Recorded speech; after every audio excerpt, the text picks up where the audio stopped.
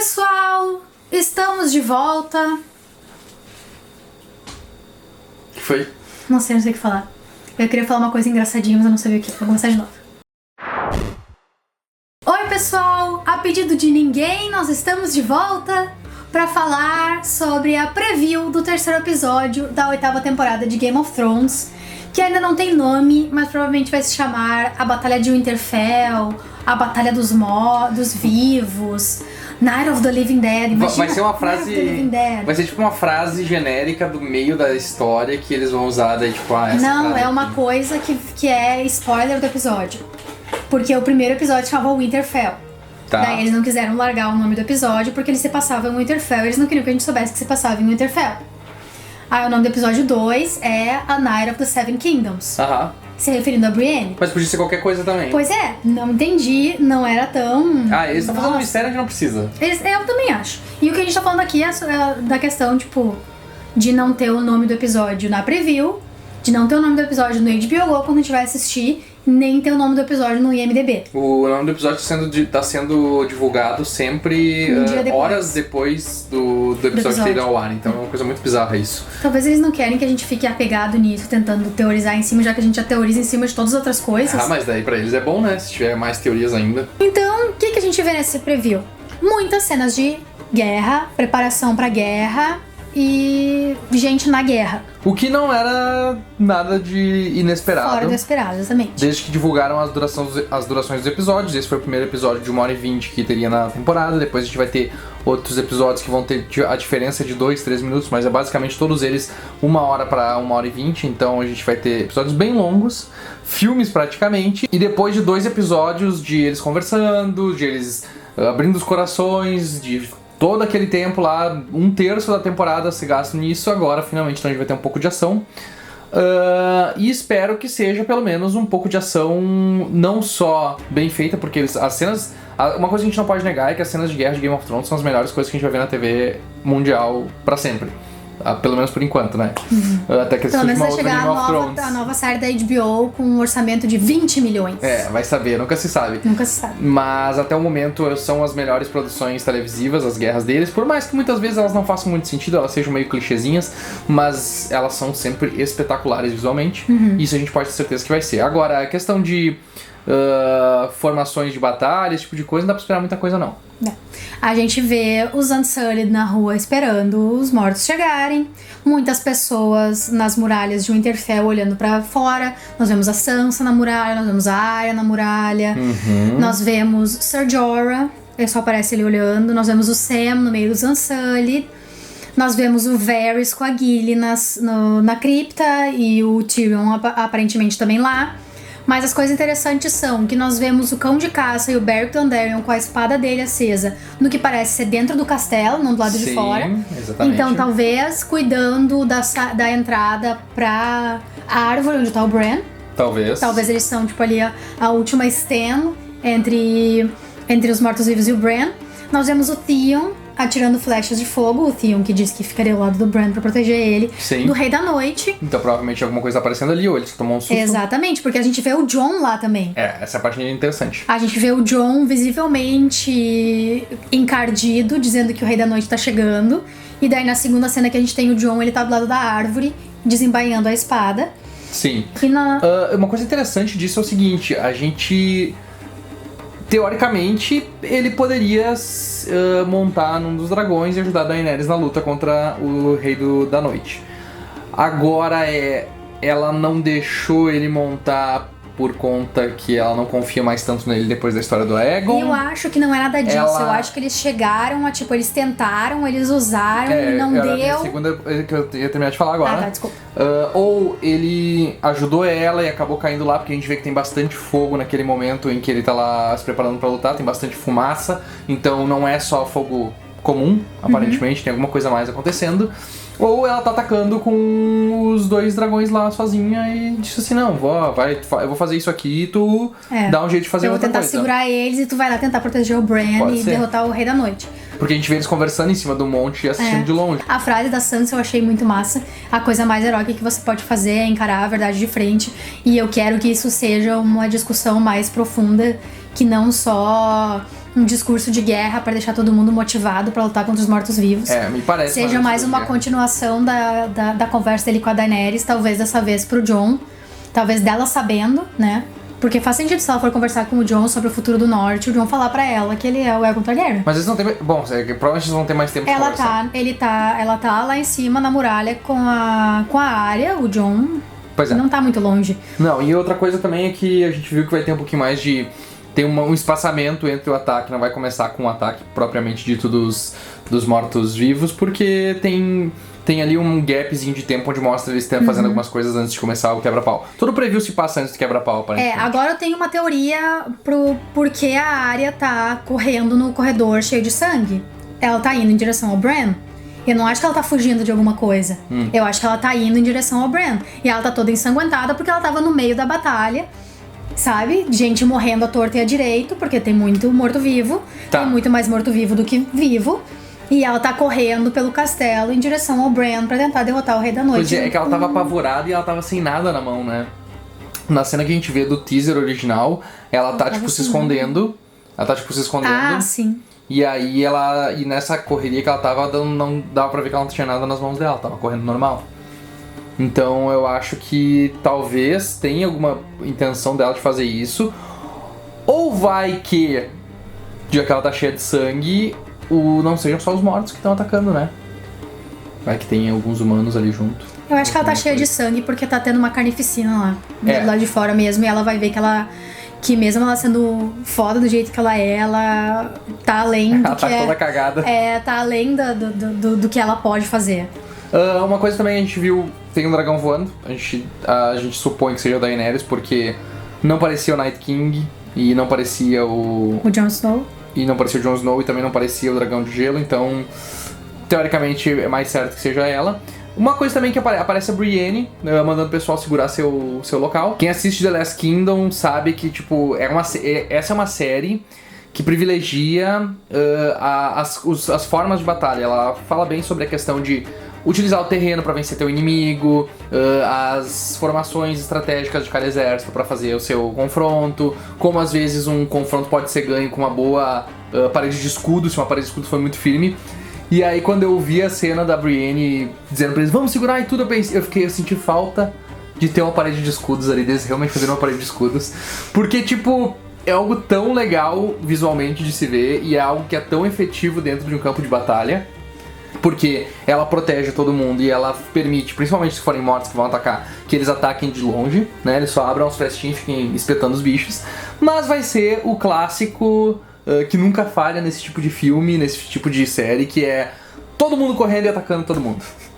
Eu não sei quais circunstâncias que a Brienne tá ali, talvez ela seja o que sobrou. Pode ser também, sabe? mas então ela não tem muito com o que trabalhar. Mas parede de escudo sempre funciona. Mas eu vejo os Unsullied fazendo uma parede de escudo. Eles só estão ali parados porque nada chegou ainda. Pode ser, vamos esperar. Eu acho que seria legal porque, tipo, eu gosto de ver eles incutindo um pouco de coisa real, de estratégias reais, de formas reais de fazer funcionar, de formas de batalha que sejam mais próximas não do cada um por si, Deus por todos, e vamos lá em nome de Jesus e vamos ganhar essa porra. Que daí tá todo mundo balançando as espadas, correndo com os escudos, assim. Tipo Coração Valente. Tipo Coração Valente, que é bem nada a ver também, assim, tipo... Tem vários filmes que fazem isso. For Scotland! For Winterfell! Qualquer um. A outra vez que quando o Jon foi enfrentar na Batalha dos Bastardos, também foi isso, tipo... Tava ele lá assim, ele ficou puto. E aí ele foi sozinho lá correndo, tipo... Sim, é porque ele ficou puto porque o Ramsay matou o Rickon, mas não vai ter isso nessa batalha. Eles não vão... Vai morrer todo mundo nessa batalha. Não, mas não, o que eu tô dizendo é que Tá, não, entendi o que eu quis dizer. Não vai ter alguém que vai, tipo, só usar pra tentar desestruturar o Jon. Ele sabe que ele tem, mesmo que o Night King seja... Não tô falando do Jon nesse caso, tô falando de qualquer um dos outros de desmanchar a formação, né?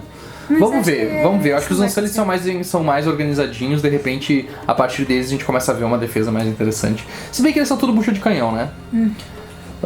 Obviamente a gente viu os personagens que a gente vai ver morrendo nesse episódio, provavelmente. Uma coisa que o pessoal, muita gente disse, eles estão se despedindo e não sei o que, o problema é que a gente sabe que muitos desses personagens já poderiam ter morrido, porque eles não tiveram muita vantagem pra história. Eu não vi ainda o Ser Jorah ter algum... Desde que ele se curou e voltou pra Daenerys, ele não fez nada de importante. Beric Dondarrion não fez nada de importante. Varys tá parado, não faz mais nada também, porque o único poder dele era ser... O Varys poder era tão importante. Ele Era importante em King's Landing. Ele é bom em King's Landing. É. Mas são vários personagens que, tipo, a gente se afeiçoou porque eles estão com a gente desde a primeira temporada, desde a segunda temporada e tal. Mas eles não têm mais utilidade pra trama. Então, eles morrerem não tem muito impacto. Não tem muito peso emocional. Não Mesmo tem eles peso emocional. querendo construir esse peso emocional nos dois primeiros episódios, esse peso emocional foi se perdendo ao longo das temporadas. Sim. E eu fico lembrando como era foda nas primeiras temporadas o Mindinho e o Master Pycelle e o Varys naquela briga de poder. E agora sobrou só o Varys e ele ficou reduzido a... nada, ele não faz nada. Ele tá ali só como, tipo, pra ter piada de bolas. São coisas assim, tipo...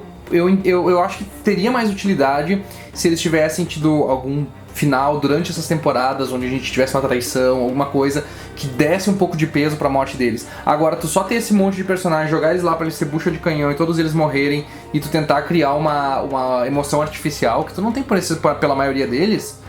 Não sei se alguém tem algum apreço pelo Beric Dondarrion, por exemplo. Eu não sei se alguém tem algum apreço gigante pelo Grey Worm.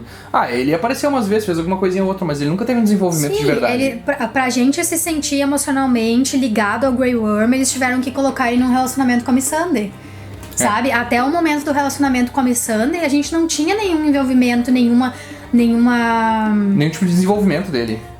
Da personalidade a gente não tinha nenhuma aposta sentimental no Grey Worm. O Grey Worm, tudo bem, a gente descobriu sobre a história dele, a gente ficou feliz que a Daenerys libertou todos eles e tal, mas eles precisaram colocar ele em um relacionamento com outro personagem que a gente também não tinha muito investimento emocional, que é a Missandei, pra daí fazer a gente achar que não, eles não podem morrer, porque olha só, eles se amam e eles precisam ficar juntos. Eu tô usando isso como exemplo, mas tem outros exemplos que são melhores que esse, tá? O próprio Davos, eu acho que é um personagem que ele era super legal, super interessante, e ele perdeu a importância dele, ele tava servindo sopa no último episódio, né? Então, eles literalmente não sabem o que fazer com eles e eles vão matar todo mundo que eles puderem, principalmente dos secundários, né? Eu acho que os principais ainda vai sobrar uma boa parte deles.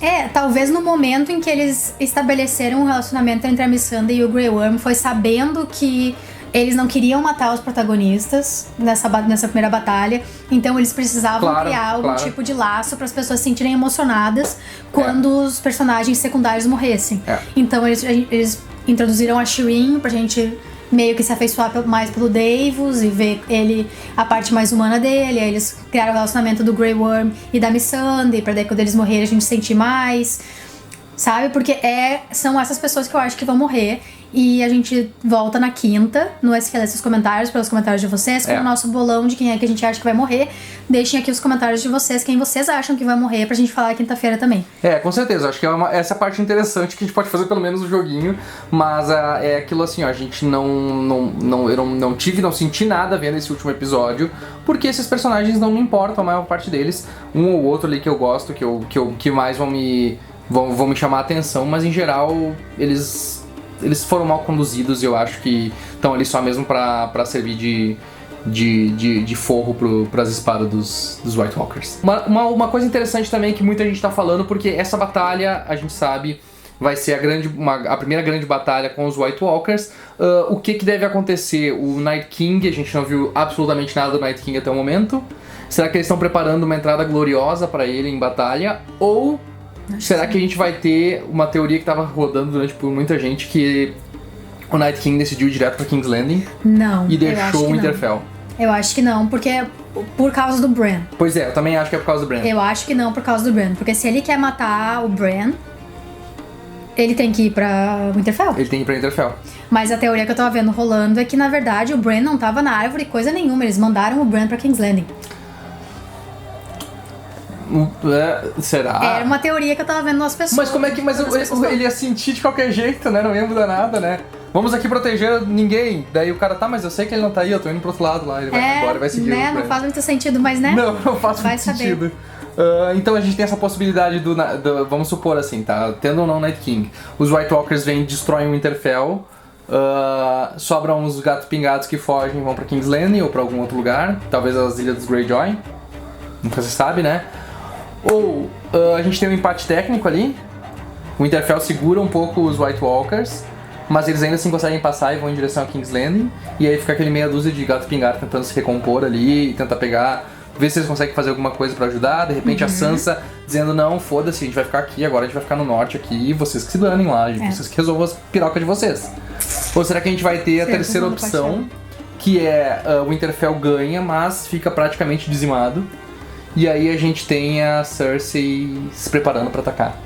Também, eu acho que são as 3 possibilidades maiores que a gente tem aí de acontecer. Acho que a Cersei ter voltado atrás com a promessa dela pra Dany vai ser a queda dela, porque os White Walkers vão pra King's Landing e ela não vai ter nada o que fazer a respeito. Pois é, porque quando eu comentei isso nos comentários da review, o cara disse assim, mas meu Deus, eles pintaram os White Walkers como os mais filha da puta da história, e aí, tipo, em uma batalha eles vão ter sido derrotados. Eu também acho que é meio improvável isso acontecer. A não ser que eles descubram alguma coisa muito Master Blaster, que se eles matarem... Ah, sim, né? Se eles matarem, eles já sabem. Então eles não têm que perder tempo matando morto-vivo, né? Eles têm que ir direto pros White Walkers e cortar cabeças. E daí o Night King por último.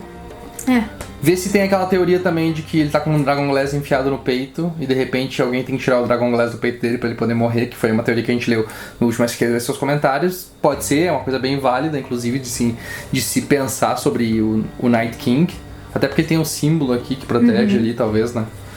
Enfim, agora é isso porque a HBO não liberou mais nada. A gente não sabe o que vai acontecer e estamos ansiosos pra saber, porque, querendo ou não, a gente gosta de ver esse tipo de luta, esse tipo de coisa, a gente tá esperando pra ver isso desde o começo.